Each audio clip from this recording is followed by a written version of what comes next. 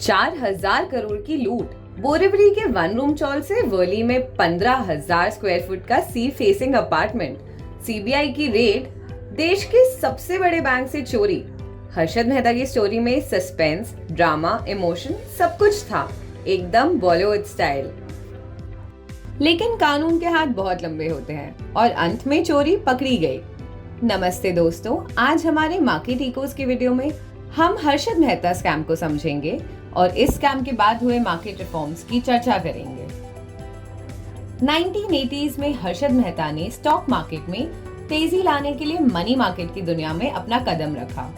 बात कुछ ऐसी थी, आरबीआई गाइडलाइंस के अनुसार बैंक्स को गवर्नमेंट बॉन्ड्स में निवेश करना कंपलसरी था, लेकिन कुछ बैंक्स के पास एक्सेस कैपिटल था जिनके बदले उन्हें गवर्नमेंट सिक्योरिटीज की जरूरत थी, और कुछ बैंक्स के पास जरूरत से ज्यादा गवर्नमेंट सिक्योरिटीज थी जिन्हें उन्हें कैश में कन्वर्ट करना था।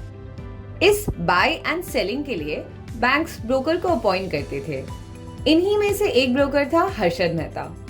उस वक्त सेटलमेंट पीरियड 14 डेज का था और एक्चुअल सिक्योरिटीज की जगह बैंक रिसीट्स एक्सचेंज होते थे।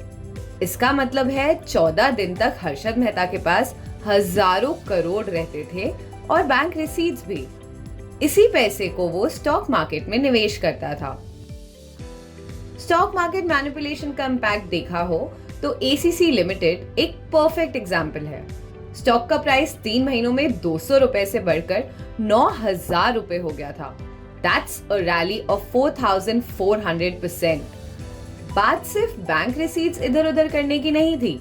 बैंक ऑफ करड और मेट्रोपॉलिटन कोऑपरेटिव बैंक (MCB) के साथ मिलकर Harshad fake bank receipts print करने लगा।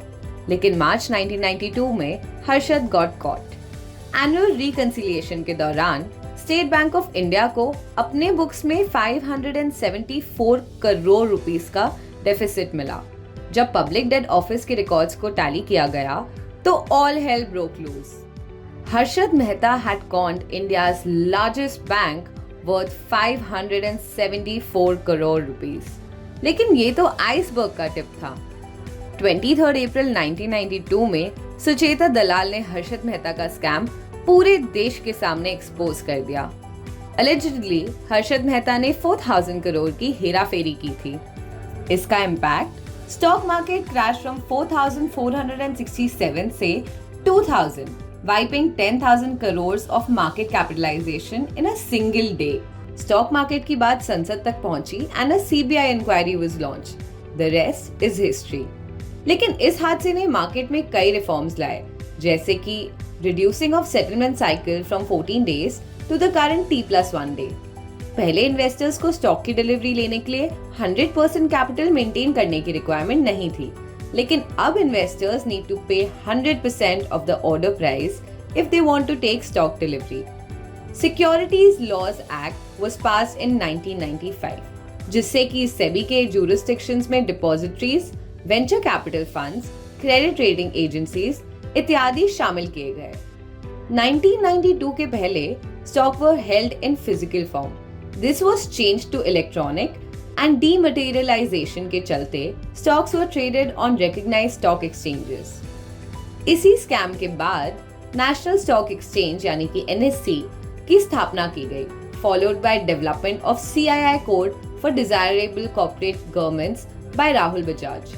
हर्षद मेहता स्कैम ने देश के लोगों का मार्केट से विश्वास उठा दिया, लेकिन with these reforms and strict regulations by SEBI, retail investors flocked back to the markets.